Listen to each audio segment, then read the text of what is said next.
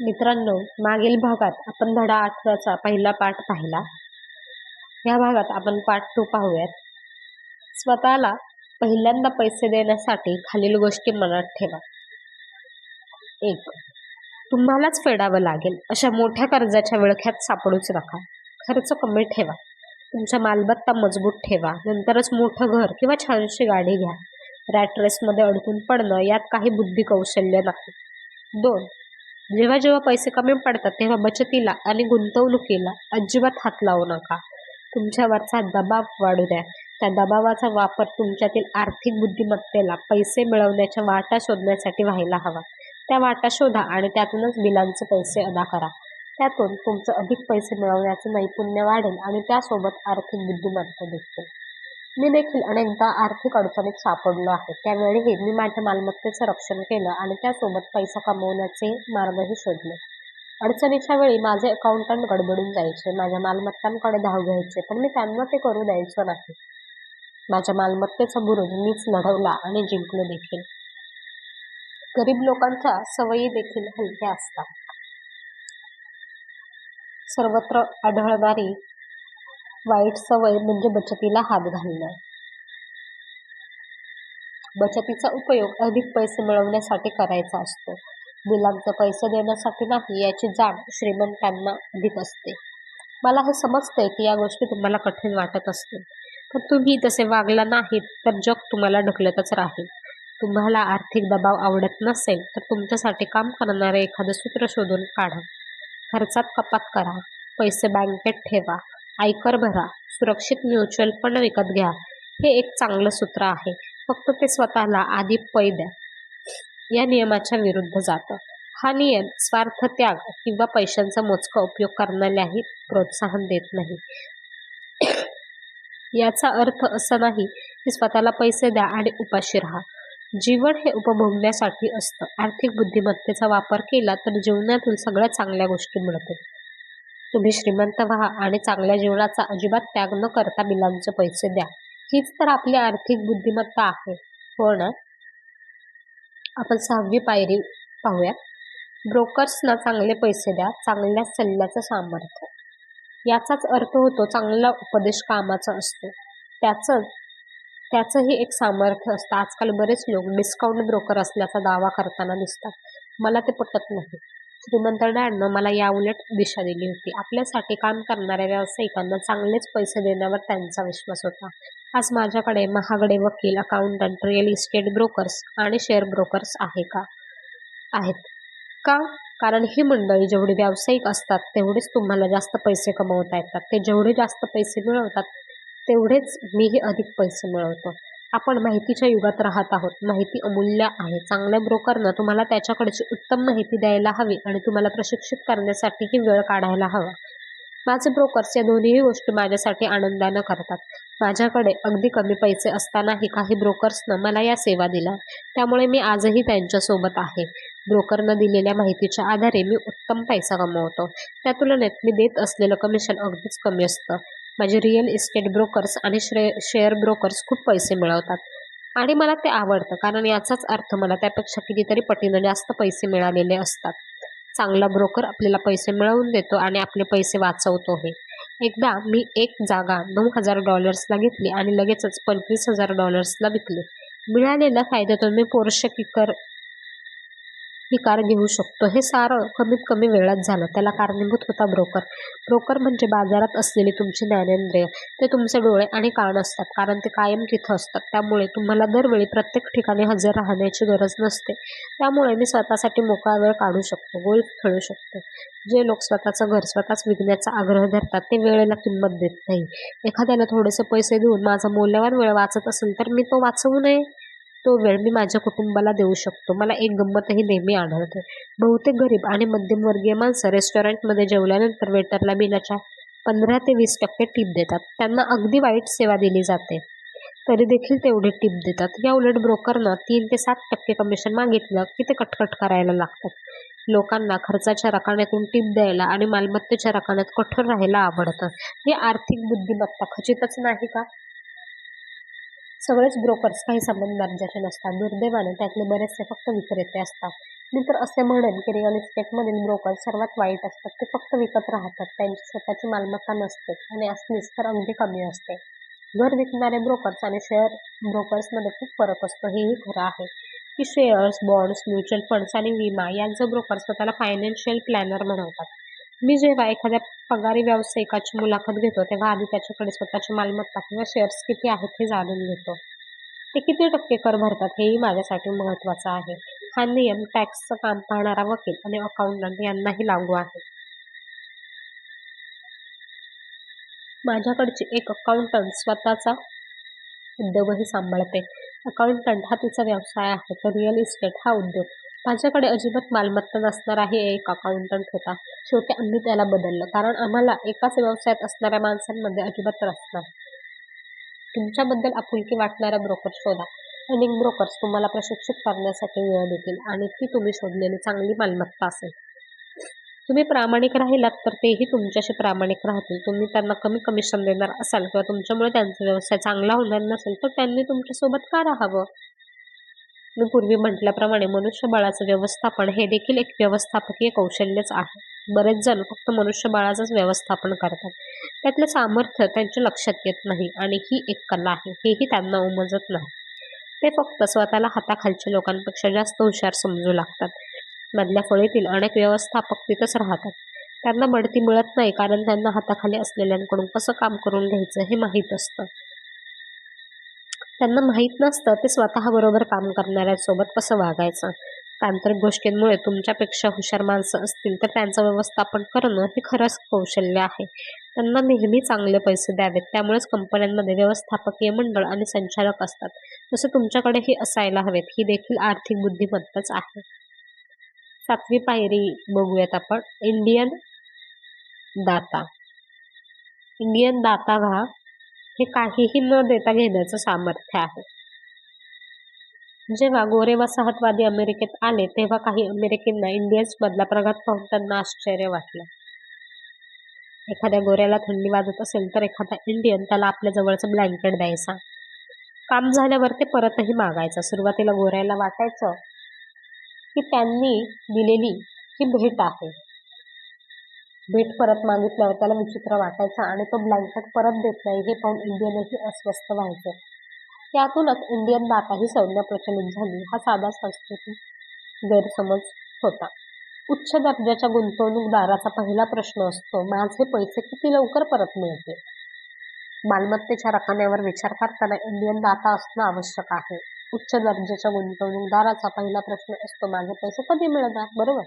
त्यासाठी इतर कोणत्या गोष्टी किंवा फायदे मिळणारे, जास्तीचे किती पैसे मिळतील ही माहिती त्यांना हवी असते. म्हणूनच ROI, return of and on investment, गुंतवणुकीवरील मोबदला आणि तिची परतफेड महत्वाची आहे. उदाहरणच देतो. मी जिथं राहतो त्यापासून जवळच मला एक छोटी इमारत दिसते. त्या मालकाला ती जबरदस्तीनेच विकावी लागत होती. बँकेला $60,000 हवे होते. मी निलावात $5,000 दिले. ते त्यांनी स्वीकारले, कारण मी सोबत $50,000 कॅशियर चेक जोडला होता. त्यांच्या हे लक्षात आलं की मी हा व्यवहार गांभीर्यानं करत आहे.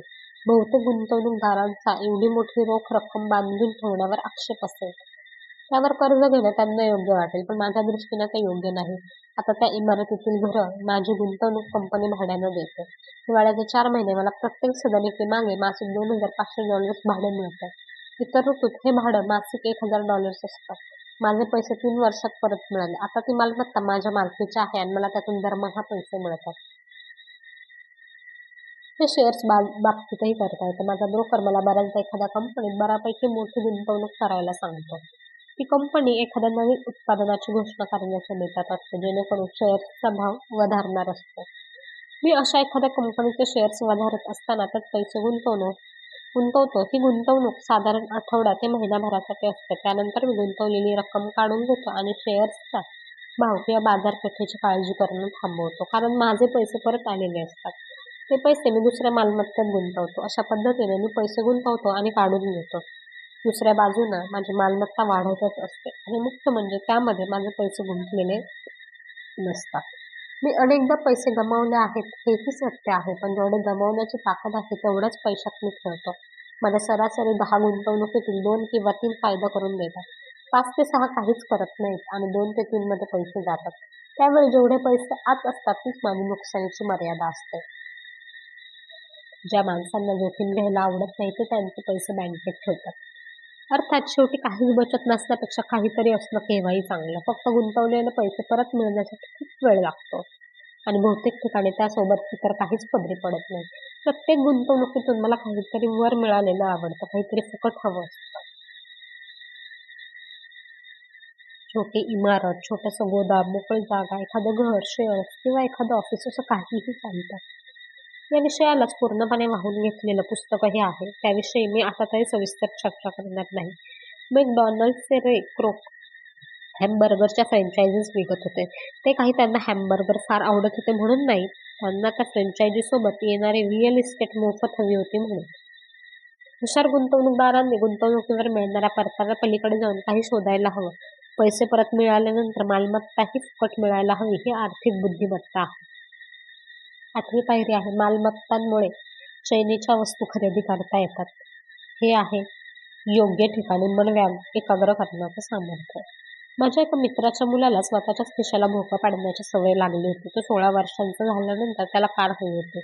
सोबतीच माझ्या सगळ्या मित्रांकडे कार आहे. तो मुलगा डाऊन पेमेंटसाठी स्वतःची बचत वापरणार होता. त्याच वेळी त्याचे वडील माझ्याकडे आले. तुला काय वाटतं? मी त्याला तसं करू द्यावं की इतर पालक करतात तसं करावं आणि त्याला कार घेऊन द्यावी? त्याने विचारलं. असं केलंस तर काही काळासाठी तू मोकळा होशील, पण त्याच्या दीर्घकालीन परिणामाचा विचार कर. असं करून तू त्याला काय शिकवणार आहेस? त्याच्या या तीव्र इच्छेचा तू त्याच्या शिक्षणासाठी काही उपयोग करणार आहेस की नाही? मी उत्तर दिलं. त्यानंतर तो निघून गेला. 2 महिन्यांनी मी त्याच्या घरी गेलो आणि विचारलं, तू त्याला नवीन कार घेतलीस का? नाही. मी त्याला $3000 दिले आणि त्याच्या कॉलेजच्या पैशांऐवजी वापरायला सांगितले. वा, अगदी थोर विचार आहेत. मोठा दानशूरच आहेस तू. मी थोडा वैतागलो. नाही, तसं नाही. तू पैसे दिले तरी त्यात मी एक खोडा घातलाय. कार घेण्याची तीव्र इच्छा आणि त्या ऊर्जेचा उपयोग त्यानं काहीतरी नवीन शिकण्यासाठी करावा. हा तुझाच सल्ला मी अंमलात आणला, त्यानं उत्तर दिलं. काय होता तो खोडा? आम्ही तुझा कॅश फ्लोचा खेळ पुन्हा उघडला. तो खेळलो आणि पैशांचा योग्य वापर कसा करावा यावर बरीच चर्चा केली. मग मी त्याला वॉल स्ट्रीट जर्नलची वर्गणी आणि शेअर बाजारावरची काही पुस्तकं दिली. मग काय झालं? मी त्याला सांगितलं की हे $3000 तुझेच आहे, पण ते देऊन तू कार घेऊ शकत नाही. या पैशांचा उपयोग त्यानं शेअर्सच्या खरेदी विक्रीसाठी करावा. स्वतःचा शेअर ब्रोकर शोधावा. त्यानं त्या $3000 चे $6000 केले की तो त्या पैशातून म्हणजे $3000 मधून कार घेऊ शकेल. उरलेले 3000 त्याच्या कॉलेजच्या फंडात जाते. यातून काय साध्य झालं? सुरुवातीच्या व्यवहारात त्याचं नशीब जोरावर होतं. त्यानं पैसे कमावले आणि नंतरच्या काही दिवसात गमावलेही. आज तो 2000 खालीच आहे, पण त्याविषयीची आवड वाढली आहे. मी दिलेली सगळी पुस्तकं त्यानं वाचली आहेत. आताही तो आणखी पुस्तकं आणण्यासाठी ग्रंथालयातच गेला. वॉल स्ट्रीट जर्नल तो अधाशीपणानं वाचतो. इंडिकेटर पाहत असतो. सध्या MTV ऐवजी CNBC पाहतो. त्याच्याकडे आता फक्त $1 राहिले. त्याची आवड आणि शिक्षण मात्र त्यापेक्षा कितीतरी पटीने उंचावर पोहोचले. त्यानं सारे पैसे गमावले तर अजून 2 वर्ष त्याला चालत जावं लागेल. तर त्याची त्याला काळजी वाटते आहे असं मला वाटत नाही, कारण कार घेण्याची इच्छाही खूपच कमी झाली आहे आणि आता त्याला नवा खेळ मिळाला आणि तो अधिक मौजेचा आहे. त्यानं सारे पैसे गमावले तर काय होईल? तिथं पोहोचलो की आम्ही ते ठरवू. आपल्या वयाचं झाल्यानंतर सारं काही गमावण्यापेक्षा आता गमावलेलं काय वाईट आहे? उलटं मला ते हवंच आहे. त्याला पैसे गमावणं म्हणजे काय तेही तर समजू दे. त्याच्या शिक्षणावर खर्च केलेले हे $3000 म्हणजे माझी सर्वोत्तम गुंतवणूक ठरेल. त्याला पैशाचं सामर्थ्य नव्यानं समजलं आहे. मला वाटतं आता त्यानं खिशाला भुक्कं पाडणं थांबवलं असेल. प्रथम स्वतःला पैसे द्या हे सांगताना मी म्हटलं होतं की जर स्वयंशिस्तीचं सामर्थ्य समजत नसेल तर तशी शिस्त लावून घेता येत नसेल तर श्रीमंत होण्याचा प्रयत्न न करणंच चांगलं. मालमत्तेच्या रकण्यातून कॅश फ्लो वाढवण्याची कार्यपद्धती चांगली वाटत असली तरी पैशाला दिशा देण्याचं मानसिक धैर्य अतिशय कठीण.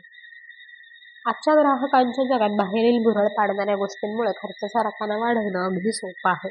दुर्बल मनोधैर्यामुळे हाच मार्ग स्वीकारला जातो आणि गरिबी व आर्थिक झगड्यांमागचे हेच कारण आहे. मी तुम्हाला आर्थिक बुद्धिमत्तेचं संख्याविषयक उदाहरण सांगितलं. पैशाला अधिक पैसे मिळवण्याची दिशा देण्याचं सामर्थ्य या उदाहरणातून दिसतं. आपण जर 100 लोकांना वर्षाच्या सुरुवातीला प्रत्येकी $10,000 दिले, तर माझ्या मते वर्षाच्या अखेरीस 80 जणांकडे काहीही शिल्लक नसेल. त्यातील अनेकांनी नवीन कार, रेफ्रिजरेटर, टीव्ही, व्हीसीआर किंवा सहलीसाठी पैसे खर्च करून वर आणखी कर्जही करून ठेवलेलं असेल. 16 जणांनी त्या रकमेत 5 ते 10% वाढ केलेली असेल. 4 जणांनी ते पैसे दुपटीनं किंवा अगदी 10 लाखांपर्यंतही वाढवलेले असते. आपण शाळेत जातो ते एखाद्या व्यवसायाचं शिक्षण घेण्यासाठी. त्यानंतर आपण पैशांसाठी काम करू शकतो. माझ्या मते पैसे आपल्यासाठी कसे काम करतात हे शिकणंही महत्त्वाचं आहे. मलाही चैनीच्या गोष्टी आवडतात. फरक एवढाच आहे की काही जण या चैनीच्या वस्तू घेण्यासाठी कर्ज काढतात. मला जेव्हा पोर्शे कार घ्यायची होती ना, तेव्हा हा कर्ज काढण्याचा मार्ग माझ्यासमोरही होता. मी मात्र कर्जाच्या रकमेत भर घालण्याऐवजी मालमत्तेच्या रकण्यावर लक्ष केंद्रित केलं. एक सवय म्हणून मी गुंतवणूक करण्यासाठी माझ्या तीव्र इच्छेचाच प्रेरक म्हणून उपयोग केला. आज आपण पैसे निर्माण करण्यावर लक्ष केंद्रित करण्याऐवजी कर्ज घेण्यासाठी अधिक लक्ष देतो. ते अल्प काळासाठी सोपं आणि उपयुक्त वाटलं तरी दीर्घ काळासाठी वाईट आहे. ही व्यक्तिशः आपल्यासाठी आणि आपल्या राष्ट्रासाठी खूप वाईट सवय आहे. सोपा मार्ग पुढे कठीण होतो आणि कठीण मार्ग पुढे सोपा होतो, हेही लक्षात ठेवा. तुमच्यापैकी ज्यांना पैशांचा स्वामी व्हायचं आहे त्याने स्वतःला लवकरात लवकर शिकवून तयार करणं केव्हाही चांगलं. पैसा ही बदल घडवून आणणारी अतिशय शक्तिशाली गोष्ट आहे. दुर्दैवानं माणसं पैशांच्या या सामर्थ्याचा वापर स्वतःच्याच विरुद्ध करतात. आर्थिक बुद्धिमत्ता कमी असेल तर पैसा तुम्हाला धक्का मारून खाली पाडेल आणि तुमच्या डोक्यावरून जाईल. तो तुमच्यापेक्षा हुशार ठरेल आणि तसं झाले की तुम्ही आयुष्यभर पैशांसाठीच काम करत राहाल. तुम्हाला पैशांचं स्वामी व्हायचं असेल तर तुम्ही त्यापेक्षा हुशार असायला हवं. पैशाला जे सांगितलं जातं तेच तो करतो. तो तुमची आज्ञा पाळतो. त्यामुळे त्याचे गुलाम होण्यापेक्षा स्वामी व्हा. हीच तर खरी आर्थिक बुद्धिमत्ता आहे. आणि पुढची पायरी आहे आदर्शांची. हिरोची गरज. हे आहे दंतकथांचं सामर्थ्य. लहान असताना मला बेसबॉलपटूचं खूप कौतुक वाटायचं. ते माझे नायक होते. त्यावेळी लिटल लीगमध्ये त्यांच्यासारखे खेळणं ही माझी महत्त्वाकांक्षा असायची. त्यांच्याविषयीची प्रत्येक गोष्ट मला जाणून घ्यायची होती.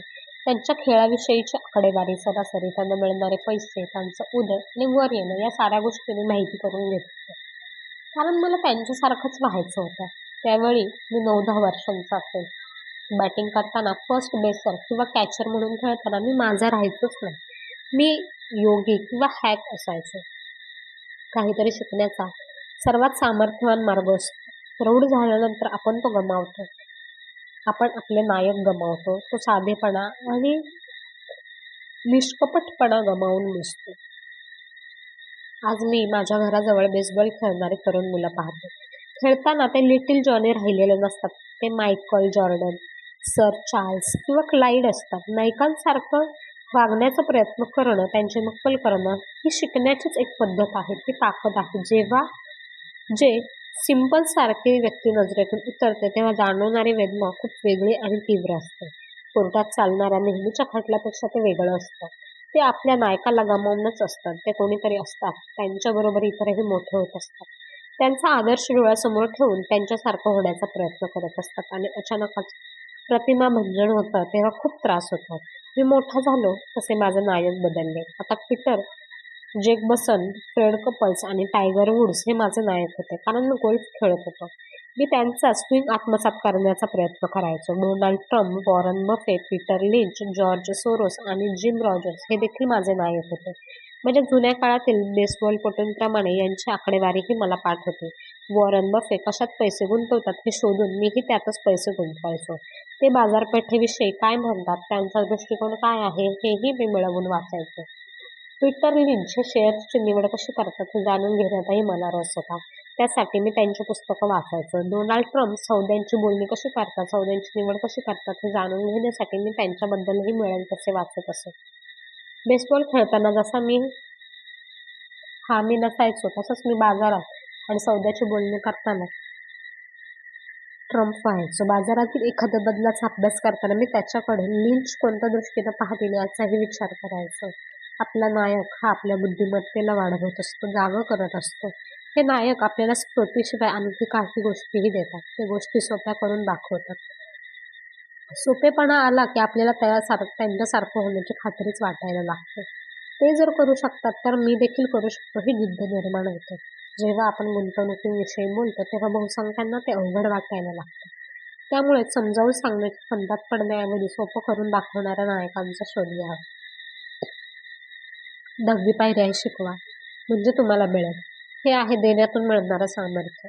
माझे दोन्हीही डॅड शिक्षक होते. श्रीमंत डॅडनं शिकवलेला धडा मी आजपर्यंत अनुसरत आलो आहे. तो आहे दानशूर असणं, देत राहणं. माझ्या उच्चशिक्षित डॅडनं ज्ञान आणि वेळ या मार्गानं खूप काही दिलं. त्यांनी पैसे मात्र कधीच दिले नाही. माझ्याकडे जास्त पैसे आले की मी देईन असं नेहमी ते म्हणायचे. त्यांच्याकडे कधीच जास्तीचे पैसे फारच क्वचित असायचे. माझ्या श्रीमंत डॅडनं पैसेही दिले आणि शिक्षणही दिलं. त्यांचा देण्यावर खूप विश्वास होता. तुम्हाला काही हवं असल्यास आधी तुम्ही दिलं पाहिजे असं ते नेहमी सांगत. त्यामुळेच त्यांच्याकडे जेव्हा जेव्हा कमी पैसे असायचे तेव्हा तेव्हा ते चर्च किंवा इतर कोणत्या तरी संस्थेला नक्कीच आर्थिक मदत करायचे. मी तुम्हाला हीच कल्पना देऊ करतो आहे. तुम्हाला एखादी गोष्ट हवी असेल तर आधी तुम्ही ती द्या, मग ती तुमच्याकडे भरभरून येईल. ही गोष्ट पैसे, हास्य, प्रेम, मैत्री अशा साऱ्याच गोष्टींना लागू होते. एखाद्यासाठी ही कदाचित सर्वात कमी महत्त्व असलेली गोष्ट असेल. माझ्यासाठी मात्र नेहमीच वरच्या क्रमांकावर असते. देवाणघेवाणीचं हे तत्त्व खरं आहे. यावर माझा अढळ विश्वास आहे. त्यामुळे मला जे हवं असतं ते नेहमी देत असतो. मला पैसे हवे असतील तर ते मी देतो आणि दिलेले पैसे प्रत्येक पटीने माझ्याकडे परत येतात. मला एखादी गोष्ट विकायची असेल तर मी एखाद्याला विक्रीसाठी मदत करतो आणि माझी वस्तूही चटकन व चांगल्या किमतीला विकली जाते. मला एखाद्याशी मैत्री करायची असेल तर मी कोणाला तरी मदत करतो आणि जादू झाल्याप्रमाणे मला हवी ती मैत्री होते. फार वर्षापूर्वी मी एक वाक्प्रचार ऐकला होता, देवाला घेण्याची गरज नसते तर माणसाला देण्याची गरज असते. माझे श्रीमंत डॅड सांगत, गरीब लोक हे श्रीमंतांपेक्षा अधिक लोभी असतात. एखादी व्यक्ती श्रीमंत असेल तर ती व्यक्ती इतर गरिबांना जे त्यांना हवं असेल ते देते. माझ्या आयुष्यात इतक्या वर्षात कशाची गरज भासली किंवा पैसे कमी पडले तर मला काय हवं आहे याचा मनात खोलवर शोध घ्यायचो आणि तेच प्रथम द्यायचं. मी दिलं की ते नेहमी परत यायचं. मला एक गोष्ट आठवते. एकदा एक माणूस थंडीमध्ये कुडकुडत बसला होता. त्याच्या हातात लाकडं होती आणि तो शेगडीवर ओरडत होता, तू जर मला खूप उष्णता दिलीस तरच मी तुला लाकडं देईन. पैसे, प्रेम, आनंद, विक्री, उत्तम नातेसंबंधांच्या बाबतीत प्रत्येकानं हे सूत्र लक्षात घ्यायला हवं. तुम्हाला जे हवं आहे ते आधी द्या. हा विचारच औदार्य निर्माण करतो. आपल्याकडे पाहून लोक स्मितहास्य करत नाहीत असं मला वाटतं, की मी त्यांच्याकडे पाहून हसतो. मग जादू होते आणि अशी मंडळी माझ्या आजूबाजूला गोळा होतात. तुमचं जग हे तुमचाच आरसा असतं. म्हणूनच मी म्हणतो शिकवा, म्हणजे तुम्हीही शिका. ज्यांना शिकायचं आहे त्यांना प्रामाणिकपणे शिकवल्यानंतर आपल्यालाच खूप काही शिकायला मिळतं, असा माझा नेहमीचा अनुभव आहे. तुम्हाला पैशाविषयी काही शिकायचं असेल तर तुम्ही दुसऱ्याला तुमच्याकडे जे काय आहे ते शिकवा. तसं केलं की तुम्हाला नव्या कल्पना सापडतील. काही वेळा असंही घडतं की आपण देतो आणि परत काहीच येत नाही किंवा परत येणारी गोष्ट आपल्याला नको असते. अशा वेळी आत्मपरीक्षण करावं, स्वतःची धाडाधडकी घ्यावी. मग लक्षात येतं की त्यावेळी आता स्वच्छ मनानं देण्याऐवजी काहीतरी हवं होतं म्हणून देत होतं. त्यामागे अभिलाषा होती. माझे डॅड शिक्षकांना शिकवायचे, त्यातून ते प्रावीण्य मिळवलेले शिक्षक झाले. माझे श्रीमंत डॅड त्यांचे व्यवसाय करण्याची पद्धत आम्हाला शिकवायचे. त्यांच्या या ज्ञानदानामुळे ते अधिकच झळाळून उठले. या जगात आपल्यापेक्षा हुशार असलेल्याही काही शक्ती आहेत. तुम्ही तिथं स्वतः जाऊ शकता, पण त्यांच्या मदतीनं जाणं अधिक सोपं असतं. म्हणूनच जे तुमच्याकडे आहेत त्याबाबत उदार राहा. या शक्तीही तुमच्या बाबत औदार्य दाखवतील. मित्रांनो, अशा प्रकारे आपण 10 पायऱ्या पाहिलेल्या आहेत आणि आपलं प्रकरण 8 हे देखील संपलेलं आहे. तुम्हाला कसं वाटलं नक्कीच कमेंट बॉक्समध्ये सांगा आणि तुम्हाला अजून कुठल्या दुसऱ्या पुस्तकाचे ऑडिओ बुक हवं असेल तेही मला कमेंट बॉक्समध्ये नक्की सांगा. धन्यवाद.